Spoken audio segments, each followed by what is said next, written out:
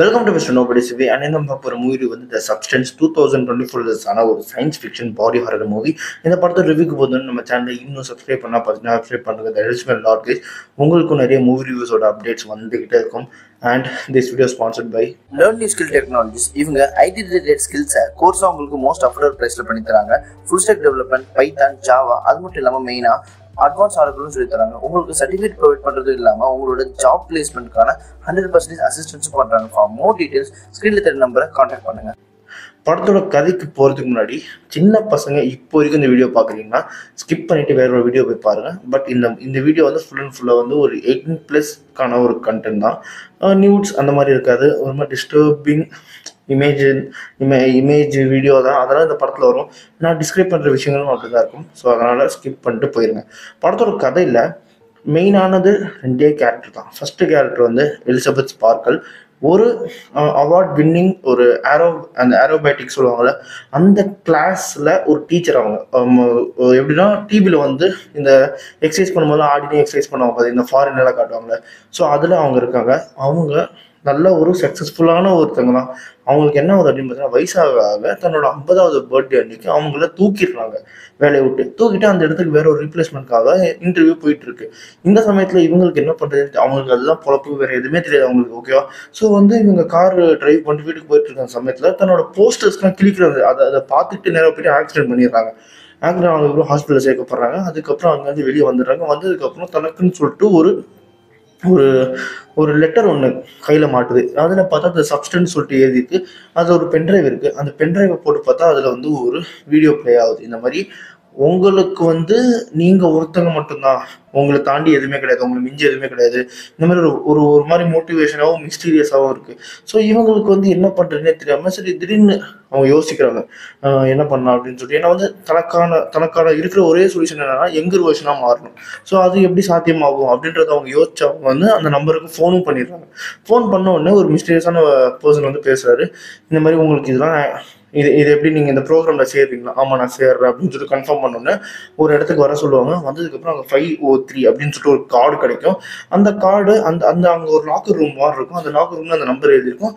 அந்த கார்டு அங்கே வச்சுன்னா உங்களுக்குன்னு சொல்லிட்டு ஒரு கிட் வரும். அந்த கிட் எடுத்துல வீட்டில் வந்து பிரித்து பார்க்குறாங்க.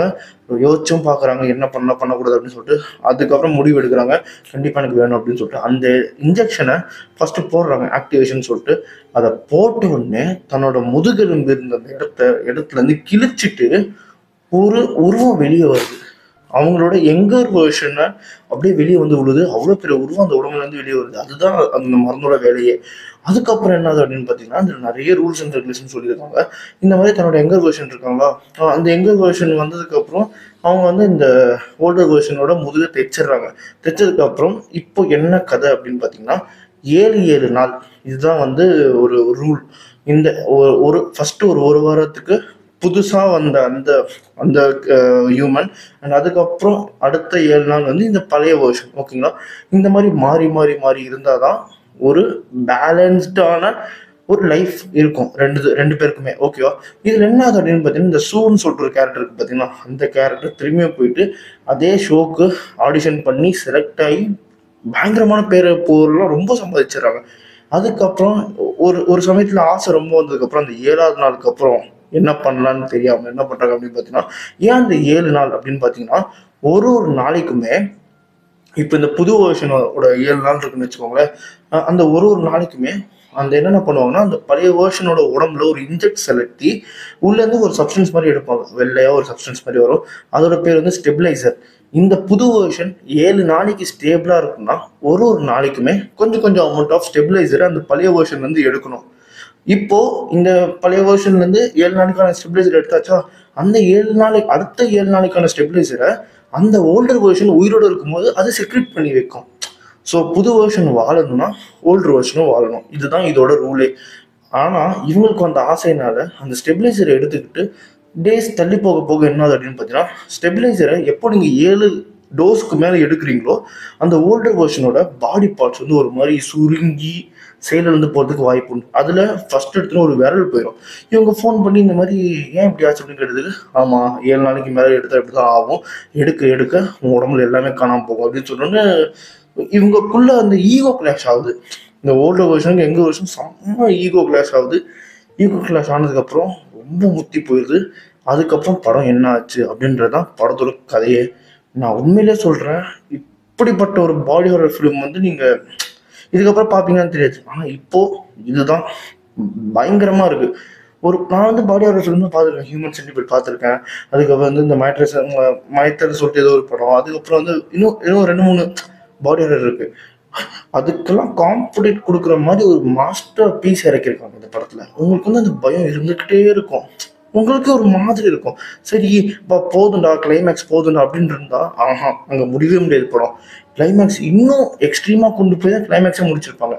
ஸோ உண்மையாகவே 18 வயசுக்கு மேலே இருக்கிறவங்க மட்டும் இந்த படத்தை பாருங்க. இந்த இதயம் பலவீனமாக இருக்கிறவங்களாம் கண்டிப்பாக இந்த படத்தை பார்க்காதீங்க. ஏன்னா அந்த அளவுக்கு ஒரு மாதிரி பயங்கரமாக இந்த ஹாரர் வந்து கொடுத்துருப்பாங்க. இதில் இன்னொரு ஆச்சரியமான விஷயம் என்ன அப்படின்னு பார்த்தீங்கன்னா, இந்த படத்தை எடுத்தது வந்து ஒரு விமன். நான் செதறிட்டேன். நான் என்னடா எப்படா அப்படின்னு நான் யோசிக்கிறேன். நான் உண்மையாகவே இந்த மாதிரி டேரக்டர்ஸ்லாம் கிடைக்கிறது ரொம்ப ரேர்.